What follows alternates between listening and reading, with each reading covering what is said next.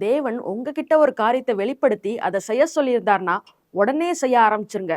சுத்தி உள்ள எல்லார்ட்டையும் சொல்லி அவங்களுக்கு புரிய வச்சு அவங்களுக்கு எக்ஸ்பிளைன் பண்ணி அவங்களோட அப்ரூவலை வாங்கணும்னு நினைச்சீங்க, நீங்க செய்ய ஆரம்பிச்ச மாதிரி தான்.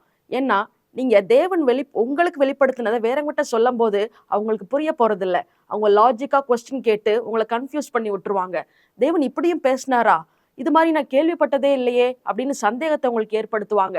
சில பேரு நல்ல ஆலோசனையா சொல்றேன்னு சொல்லுவாங்க, ஆனா அது தீமையா முடிஞ்சிரும். அதனால மனிதர்களால தேவன் உங்களுக்கு உங்களோட இருதயத்துல வெளிப்படுத்தின அந்த திட்டத்தை மனிதர்களால புரிந்து கொள்ள முடியாது. வேறவங்களோட எல்லாரோட ஒப்பீனியனும் கேட்டீங்கன்னா அது நீங்க செய்ய ஆரம்பிக்க முடியாது. வேறவங்களோட அப்ரூவல் உங்களுக்கு தேவையில்லை. நோவாவை பாருங்களேன். நோவாட்ட தேவன் ஒரு பெரிய பேழையை கட்ட சொன்னாரு. மழை பெய்ய போகுது, இந்த பூமியே நிறைக்க போகுது, எல்லாரும் மாண்டு போக போகிறார்கள் அப்படின்னு தேவன் சொன்னாரு. நோவா அதை நம்பினாரு. நோவாவோட குடும்பத்தை நம்ப வச்சுட்டாரு. ஆனா உலகத்துல இருக்கிற ஒரு மனுஷன் கூட அந்த பேழைக்குள்ள வர முடியல. தேவன் சொன்னது நோவாவுக்கு புரிந்தது, நோவாவோட குடும்பத்திற்கு புரிந்தது. உலகத்துல இருக்கிற ஒரு மனிதனுக்கும் புரியல. புரிஞ்சாதது மாத்திரம் இல்ல, கிண்டல் பண்ண ஆரம்பிச்சாங்க, நக்கலா பேச ஆரம்பிச்சாங்க. தேவன் உங்ககிட்ட சொன்னது அவங்களுக்கு புரியாது. ஆனா நோவா பாருங்க, அவங்களோட ஒப்பீனியன்லாம் கேட்கல. தேவன் இப்படி சொல்லியிருக்கிறாரு, நீங்க என்ன நினைக்கிறீங்க அப்படிலாம் கேட்கல. அவங்களோட அப்ரூவல்லாம் வாங்கல.